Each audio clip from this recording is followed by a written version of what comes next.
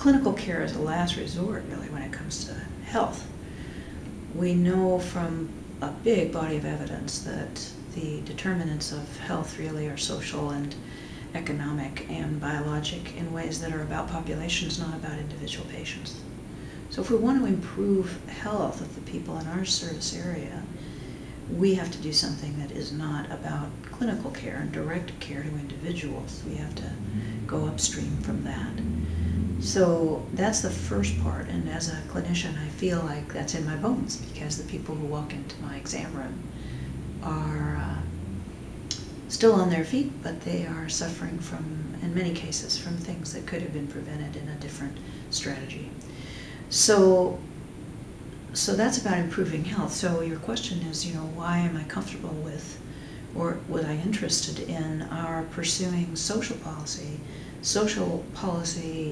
influence and advocacy in community engagement?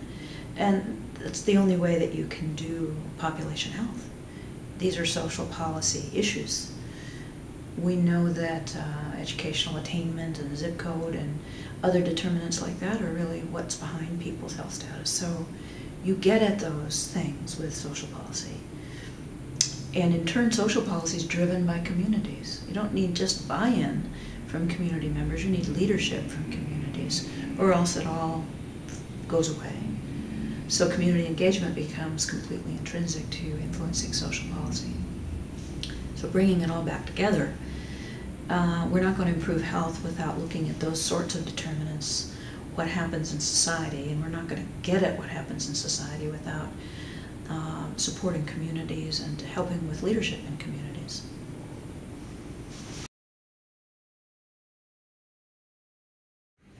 We get to steer our own ship, and our mission has been clear what we're about. So we have this great privilege. We have limited funds, but we can leverage and use them in ways that are creative and innovative and sometimes experimental. So why social policy and why community engagement? For the reasons I said before, this is where we can maximize our limited funds, where they'll have the most reach, where you get the most return on investment, which does matter to us. So we'll affect many, many more people's health, we think, from well-chosen social policy work and initiatives and community empowerment and engagement initiatives than even our very best grants to direct service delivery.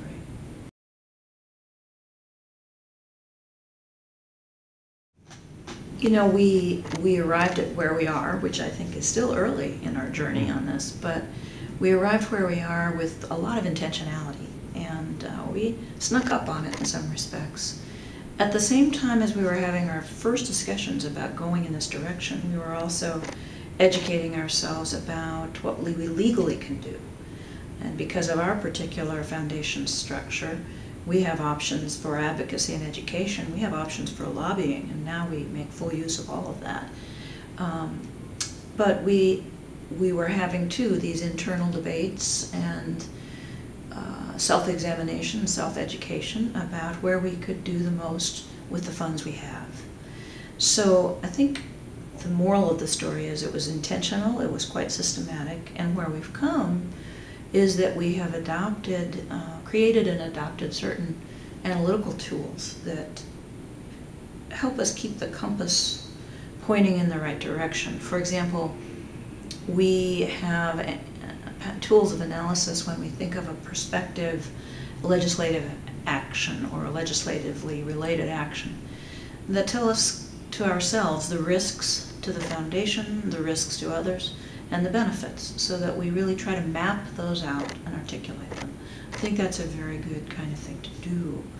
We also have developed systems to guide us where there are areas with very well-described parameters where the staff or certain board committees or even consultants can act nimbly, can act quickly on our behalf when there's a lot of dynamic change and there are timelines attached, while still staying on course that for the most part we need to examine this very carefully, all prospects of really public action and advocacy, with lots of research, full board and full staff involvement, and then decision-making that's quite transparent.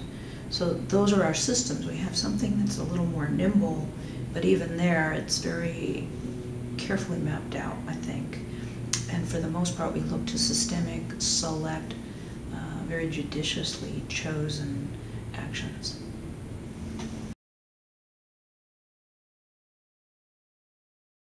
I really have two pieces of advice, I think, principally. One is, let's use our financial strength, let's use our funds to incentivize new kinds of collaborations, new partnerships, bringing people together who haven't been together before, and helping to set policy or build community. That's a really great thing we can do, and that works. And we've had that convening role in our foundation very successfully, I think, and we're learning more about it all the time. The second thing I think I'd say to other funders and grant makers in health is, it might sound a little strange, but I would suggest that we all think of clinical care as disaster relief in America. Just as if we were going in a flood when the levees break. You know, there's a lot of compassionate need to go in when the levees break and do all you can to help people, individuals and groups. It has to be done, but the levees are going to break again in the future if you don't do something to prevent that. You invest in the infrastructure, and you do preventive strategic planning and long-term planning, and you envision what's going to come and what has to be done to prevent the worst the next time. That's where the real investment pays off. And I think it's not too much of a stretch to say that American healthcare is in large measure disaster relief, given the disparities we have now.